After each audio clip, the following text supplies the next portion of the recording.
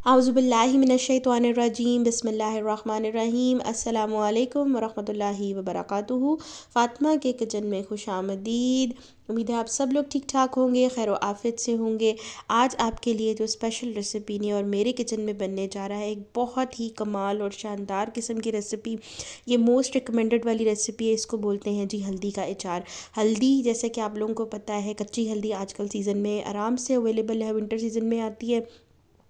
बहुत सी रेसिपीज़ लोग बनाते हैं, हल्दी का अचार बनाते हैं। हल्दी जो है वो उसको वैसे पकाते हैं, सालन के तौर पे पकाते हैं, उसका सालन बनाते हैं, हल्दी का हलवा बनाते हैं। लेकिन यहाँ जो है हमने बनाए हैं आज हल्दी का अचार, ताकि हम इसको ईज़िली रोटी पराठे के साथ इंजॉय कर सकें।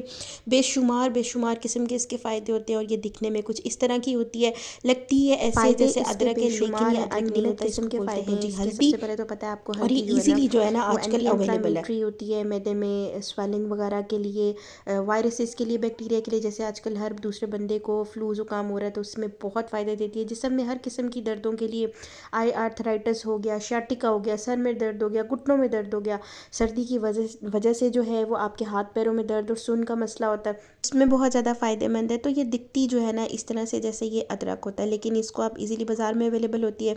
इसको आप लेके आएँ घर में और इसको वॉश करें। उसके बाद आपने क्या करना है जी, इसको छिलके उतार लेने हैं बारीक बारीक। अगर आप पीलर है तो पीलर से ऑफ़ कर दें, और आपने इसके छिलके उतार के इस तरीके से इसको छील लेना है। छीलने के बाद यहाँ पे अब आप देख सकते हैं कि क्योंकि हम इसका बना रहे हैं अचार, ठीक है, तो मैंने इसको जो है ना इस तरीके से लंबी लंबी सी जो है ना बारीक बारीक इस तरीके से इसको मैंने काट लिया था कुछ, ये देखें इस तरीके से।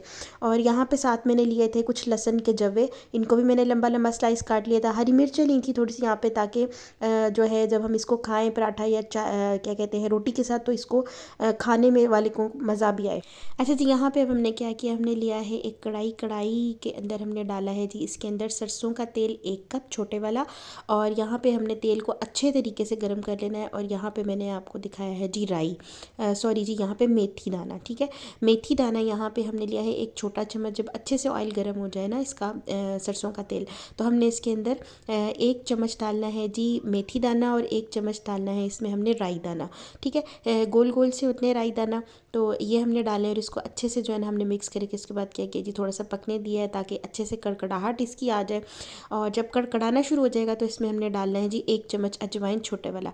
ये डालने के बाद यहाँ पे जितनी भी हमारी जो हमने सब्जियाँ काटी हुई थी ना अपनी, हल्दी और लहसुन वगैरह, हरी मिर्चें, ये हमने डालने के बाद इनको मिक्स कर लेना। और साथ ही हमने डालना है यहाँ पे आधी चम्मच नमक, और आधी चम्मच मैंने यहाँ पे डाली है दी दादर मिर्च कुटी हुई।